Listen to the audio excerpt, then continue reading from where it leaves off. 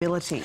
Joining us to discuss if young Australians have been left out, we have Assistant Treasurer Michael Sukkar in Melbourne, 17-year-old News Limited political commentator Caleb Bond in Adelaide, and Katie Aitchison from the Australian Youth Affairs Coalition in Sydney. Good morning to you all. Now, Michael, if I can start to you, with you, I should say. You know, young people, the biggest issues facing them are record rates of unemployment, along with record house prices, education, climate change. They're really the key issues we hear about from young people. What is there to celebrate in this budget on those fronts? Well, hi, Andrew and Monique. Good to be with you. I suppose this budget has built on the work that we've done for a number of years to try and create as many opportunities for young people as we can. I mean, everything we do as a government is focused on trying to grow and build the economy, and that creates opportunities for young people, whether that be people who are going to university and looking to graduate and find a job, or whether you're leaving school and wanting to do a trade. I mean, everything we do is really focused on that. And the other thing that we focus on in every budget, and this budget is another focus, is not burdening the next generation with the debt and deficit that we are enjoying today. Because, Andrew, it won't be older Australians that have to repay the accumulated debt. It'll be younger Australians that have to pick it up. So I suppose they're the two overall, the overall big picture things that we do in every budget. But you pointed to housing affordability. As Assistant Minister to the Treasurer, I had a big part in crafting the housing affordability package. And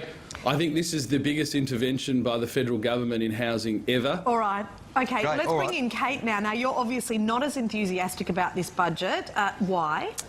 Look, we were looking for some really significant leadership for addressing the issues that young people are facing, and what we've seen is that the government seems to be blind to the realities of young people.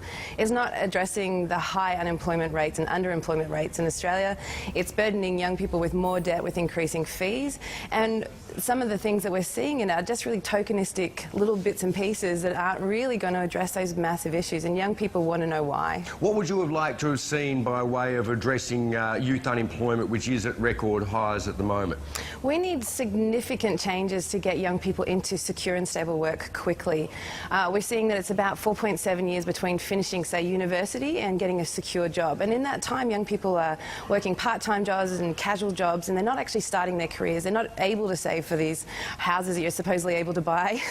and it takes a lot longer for them to start. And so we need to see government intervention and policies that are really making the pathways to employment and secure employment being put in place. OK, Caleb, let's bring you in now. You're a Conservative but not a fan of Scott Morrison's second budget. Why?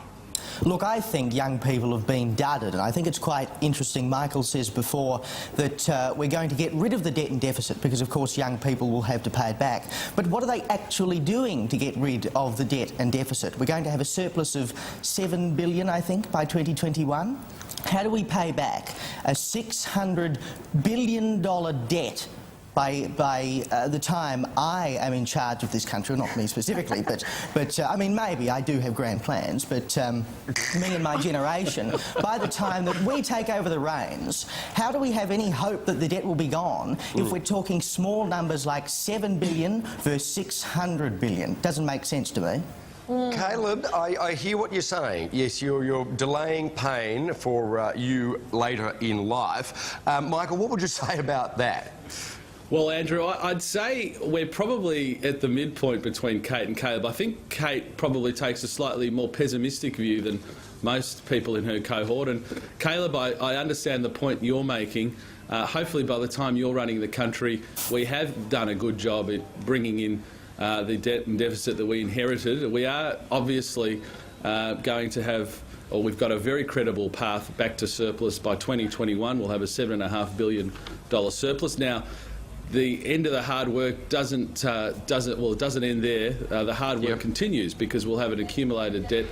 But I mean, this budget has been about guaranteeing the services that Australians expect, providing opportunities for young people, including in housing. I mean, our Super Saver scheme will allow young people to save within superannuation up to $30,000, very concessionally taxed, to put towards a deposit on a home. I mean, these, I've been criticised by people saying, well, how come our particular cohort doesn't have that advantage. Why is Yeah, it sure. that only first-home buyers have it? So Yeah. I think we've tried to take steps to ensure that the opportunities are there for young people, and I'd say we're probably somewhere in the midpoint between Righto. All right. Kate's view and Caleb's. Okay, to Caleb and to Kate. Kate, we'll start with you. It might come as a surprise to people that there is no Federal Youth Affairs Minister anymore. What do you think that says about the government's priorities? Well, I think in 2013, when the government got rid of the Ministry for Youth after 3 decades of successive really good ministries, what you see is that policies get made where young people's voices aren't being heard. There's nobody who's sitting there and thinking, actually, what does this actually mean for the future, and how do young people kind of come into this? But last month, the young people senators, as a peak body for young people, obviously we had a point and said we want to see a Minister for Youth, and the Prime Minister failed to reinstate that, and he even failed to meet with us. So we see that this government is out of touch. Caleb, Alan Jones, sorry, Christopher Pine. No, Caleb, you recently wrote an article stating that the world doesn't owe you a living. I mean, how do you respond to the notion that, we do need a minister specifically for youth affairs, because the world may not owe you a living, but at least it owes you some attention? Oh, indeed, and it would be like an olive branch. I have no issue with a youth affairs minister, the same as if you have one for seniors and so on. That's fine, because it can shine a light on those sorts of issues. And maybe the youth affairs minister can give the Treasurer a little tap on the shoulder and say, hang on a minute, Wayne Swan told us 4 years of surpluses. Joe Hockey told us, I'm going to have a surplus in my first year. Where are they? When is it going to happen? We are told every year we'll have a surplus. I don't believe it. Well, we haven't seen it yet, but, it's on the way, according to Michael Sukkar. All right, well, thanks, team, for all your various inputs on that. Good to talk through it. Thank you. Cheers. Thank you.